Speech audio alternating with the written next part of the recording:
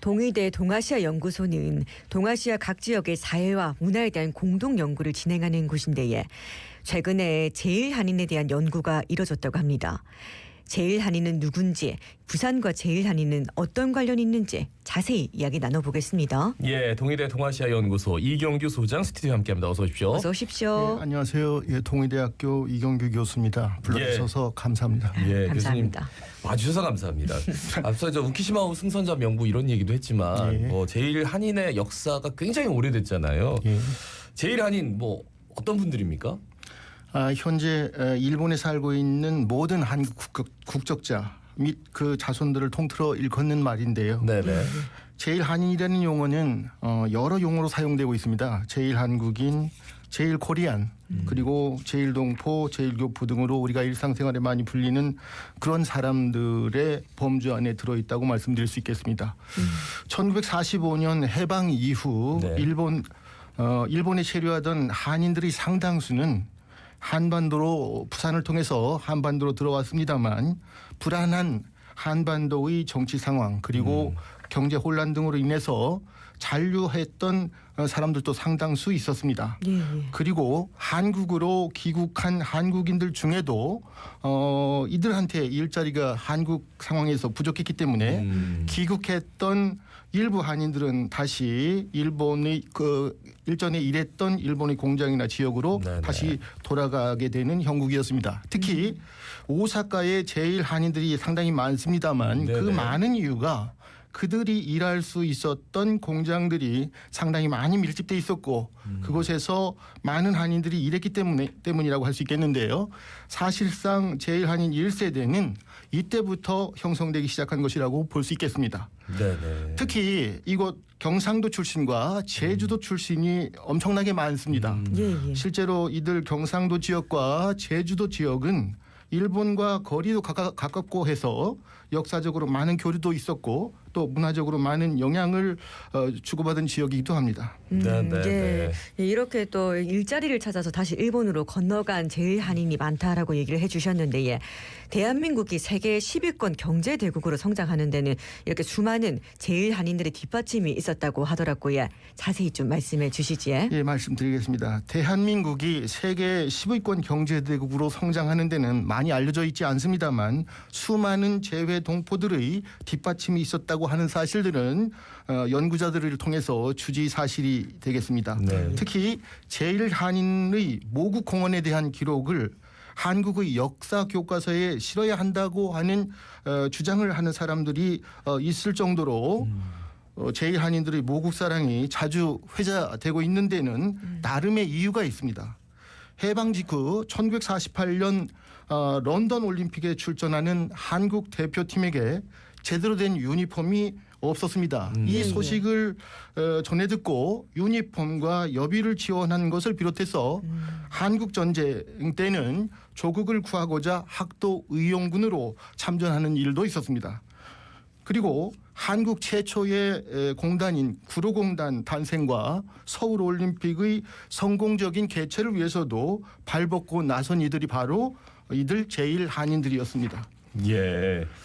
그리고 재외공간 기증을 비롯해서 신한은행 설립, 또 새마을운동 후원, 제주도 감귤농업 지원 등 모국 발전에 가장 적극적으로 나선 이들 역시 제일한인들이었습니다. 그러나 이들 제일한인들이 이러한 모국 공헌에 대한 작금의 평가와 인식이 소홀하다고 하는 측면에서 상당히 아쉬움을 많이 느끼고 있습니다.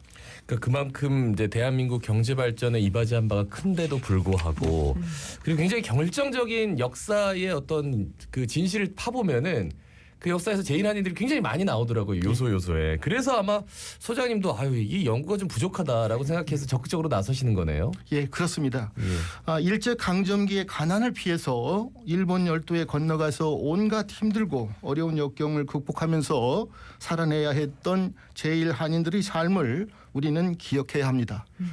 그리고 해방 이후에도 일본에 남은 한인들이 온갖 차별을 견디면서도 일본 사회에 제일한인으로 자리매김한 역사를 우리는 꼭 기억해야 한다고 생각합니다. 조국의 해방 이후에도 일본의 제도적인 차별과 그리고 이를 극복해온 제1한인들의 역사를 기록하고 기억해야 할 의무가 우리들한테 있다고 생각하는데요. 자신들의 생존을 위해서 고군분투하면서도 오로지 무국 발전에 무한한 사랑과 힘을 보탰던 이들이 바로 제1한인들이었기 때문에 저 역시 일본 관련 연구자의 한 사람으로서 제1한인 연구에 적극적으로 나서게 된 계기가 되겠습니다. 오히려 진짜 차별을 많이 받았는데 내가 차별받는 이유는 내 조국이 좀 많이 못 살고 힘들었기 때문이야.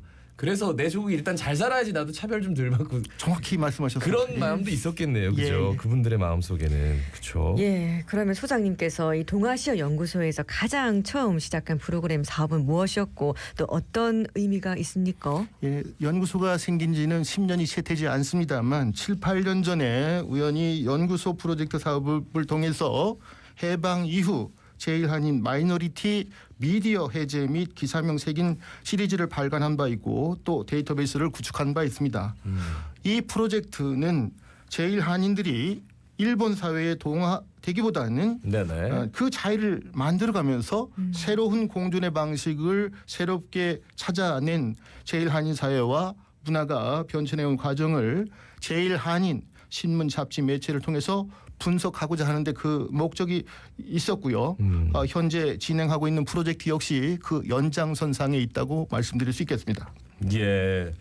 그 연구 프로젝트를 지금도 이제 수행하고 계신다는 말씀인데 이 결과물이 앞으로 어떤 자료가 될 거라고 보시는지 뭐 기대하는 바가 있으세요? 크게 말씀드릴 수는 없습니다만 네. 현재 진행되고 있는 상황을 잠깐 말씀드리면 현재 해방 이후 제1한인 외교문서 해제집 시리즈 발간과 데이터베이스 구축을 진행하고 있는데 방금 전에 말씀드린 연구의 후속 연구 연장선상에서 설계된 연구 주제라고 말씀드릴 수 있겠습니다. 예. 이 두 연구 프로젝트 수행을 통해서 제1한인 관련 국가 기록물 및 이 국가 기록물은 외교문서가 되겠습니다만 네네. 그리고 조금 전에 말씀드린 민간 기록물에 대한 자료 수집과 분석이 마무리되면 제1한인 사회와 문화의 변천 과정을 체계적으로 연구하는 데 있어서 관련 연구자들에게 기초 자료로서의 역할을 충분히 할 수 있으리라 저는 생각하고 있습니다.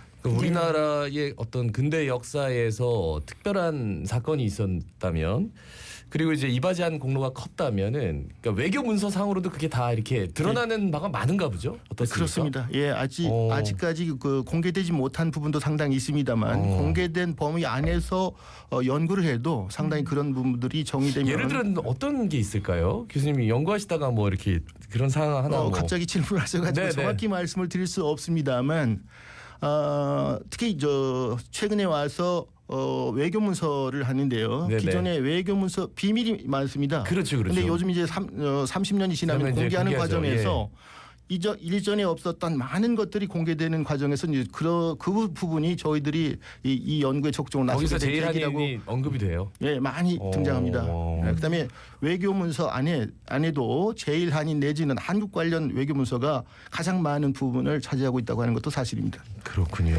예, 이렇게 또 조사하고 또 발굴한 자료를 토대로 동영상도 또 제작할 예정이라고 들었습니다. 좀 대중들이 많이 알려지게 되지 않을까 싶은데 좀 자세히 말씀해 이 주시지요. 부분은 앞으로 이제 해야 될 일이기 때문에 간단하게 말씀드리면 네. 앞으로 이들 프로젝트 수행을 통해서 방금도 말씀드렸습니다만 조사 발굴된 자료들을 토대로 해서 유튜브 동영상을 제작해서 네네. 일반인들이 해방 이후부터 현재까지의 제1한인 역사의 전체상을 쉽게 이해할 수 있도록 유튜브 동영상 제작 등을 통해서 네네. 대중화 사업을 적극적으로 추진해 나갈 예정으로 있습니다. 예. 우리가 그러면 지금 뭐 질문이 없습니다만 갑자기 생각나는 게 제1한인 중에서 이 사람만큼은 좀 기억해라. 우리가 진짜 모르던 그 이름이 있을까요?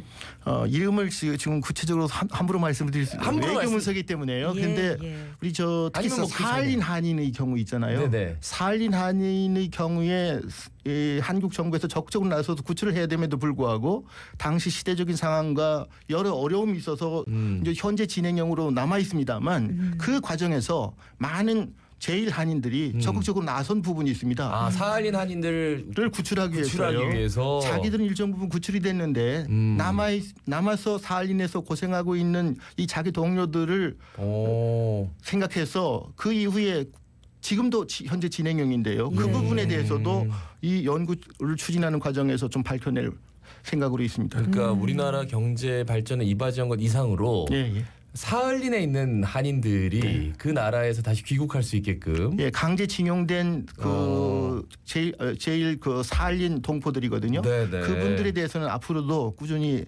그 적극적으로 나서서 구해내야 된다는 생각을 하고 있습니다. 아, 그렇군요. 그 제일한인 관련 연구자들이 뭐 필요한 연구 시스템을 갖출 수 있도록 연구소가 나설 예정이다. 이건 뭐 어떤 의미가 있는지 자세하게 좀 말씀해 주실까요? 예, 제1한인 관련해서 연구자들에게 필요한 체계적인 연구 시스템이 갖추어질 수 있도록 저희 연구소가 적극 나설 계획인데요. 네네. 특히 조금 전에도 말씀드렸던 제1한인 관련 문헌 및 자료의 대규모 디지털화 프로젝트 그리고 제1한인에 대한 구술사 연구를 적극적으로 이 두 가지를 적극적으로 추진할 계획으로 있습니다. 예, 금방 말씀하신 구술사 연구. 이 구술사가 중요한 이유는 뭡니까? 특히 제1한인의 경우에 구술사 연구는 적극적인 관심을 꼭 가지셔야 됩니다. 네. 구술사가 역사 연구에 있어서 매우 중요하다는 점은 더 말할 나위도 없습니다. 제1한인 1세, 2세의 경우에는 조선인 차별 문제를 비롯해서 예.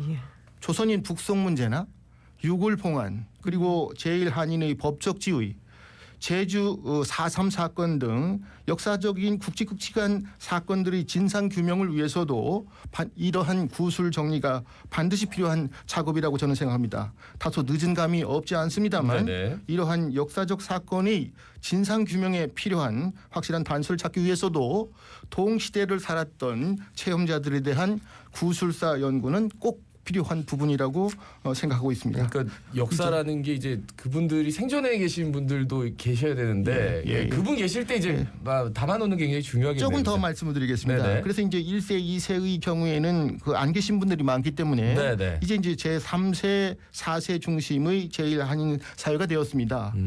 제1한인 사회의 새로운 주류들은 더 이상 국적을 고민하지 않는다고 합니다. 굳이 따지자면 그들은 제1코리안 그러니까요.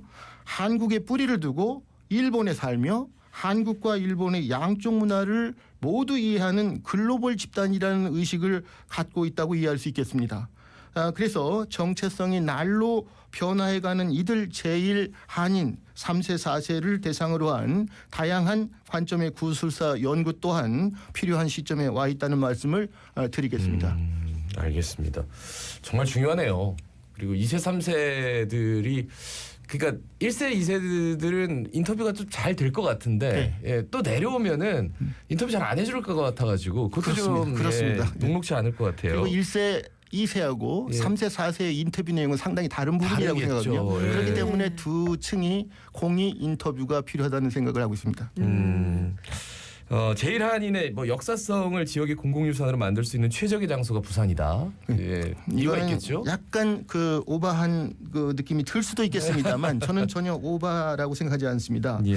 먼저 제1한인들의 출생지가 조금 전에도 말씀드렸습니다만 부산을 중심으로 한 경남권이 압도적으로 많다고 하는 점을 들 수 있겠습니다. 예. 그리고 우리 모두가 다 알고 있는 바와 같이 1905년 출항한 부관 연락선이 상징하듯이 부산은 전 근대와 근대기에 일본으로 가는 관문 역할을 했고 그리고 현재 역시 일본과 가장 활발하게 교류하고 있는 곳이 바로 부산입니다.